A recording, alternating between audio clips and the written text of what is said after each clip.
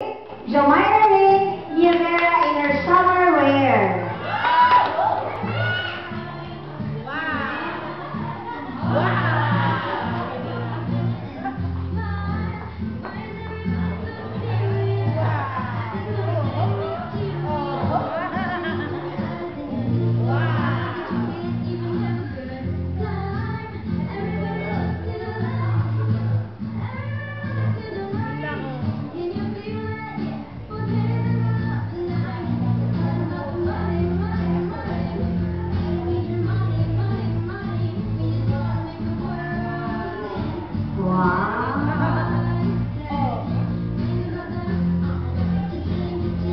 Okay, thank you so much, Jomaira. Okay, punta ka dito kay Ate Jen. Pala naka-baking suit din ako dito. Kaya baka mag-uwi ang kayo lahat. O sige, Jomaira, pick one para sa iyong question. Okay, ang question po ni Jomaira.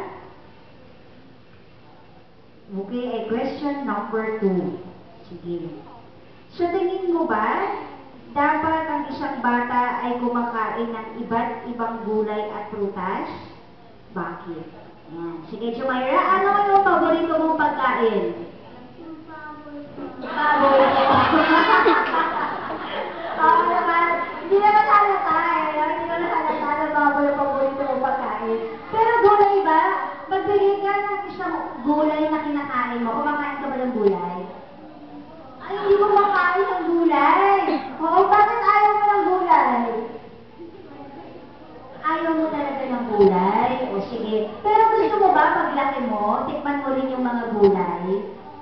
Opo, no? So, kakain din naman siya ng gulay. Pero sa tingin mo ba, masarap yung baboy? Masarap na masarap para sa kanya ang baboy. Okay, thank you so much, Jomaira. Palakpakan po natin. First contestant, Jomaira. Okay, ito ka lang. Sige, yan. Tayo ka lang dyan, ha? Sige. Tawagin po natin ang ating pangalawang candidate, Lorraine Joy Baksapra.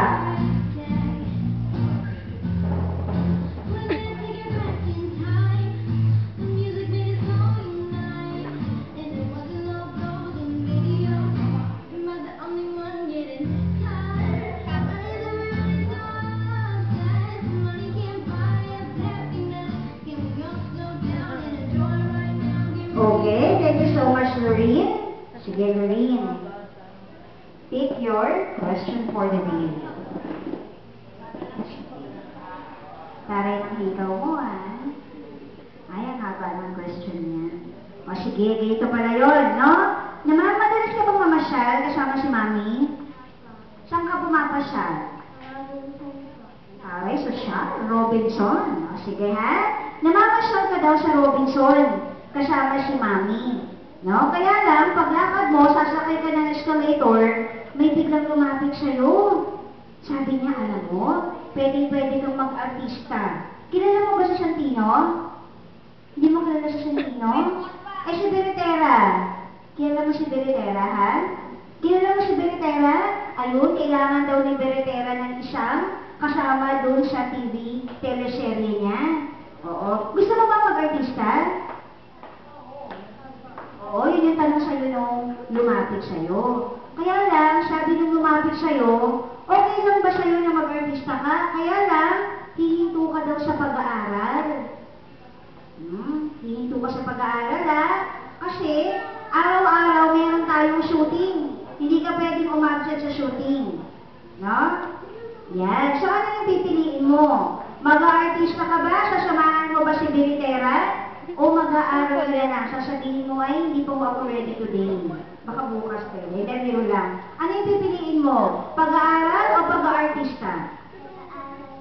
Di nga. Pag-aaral na. Ay, ako artista. Biro lang, no? Sige, ang pinili mo ay? Pag-aaral. Very good, no? Sa tingin mo, bakit kaya mahalaga sa'yo ang pag-aaral?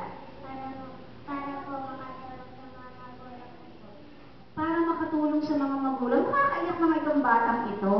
Oo, sige. So, sa tingin mo, paglaki mo, ano yung gusto mong marating? Maging artista din. O, doon din pala siya babagsak. Okay, thank you so much. Lorraine, ayan. Sige, samahan mo doon ka naman sa kabila. Doon ka sa kabila. Oo, doon. Ayan. O, sige, palakpakan po natin si Lorraine Joy Baksakra. Okay, tawagin po natin yung ating third contestant, our third candidate, Precious Cassandra Rapanya.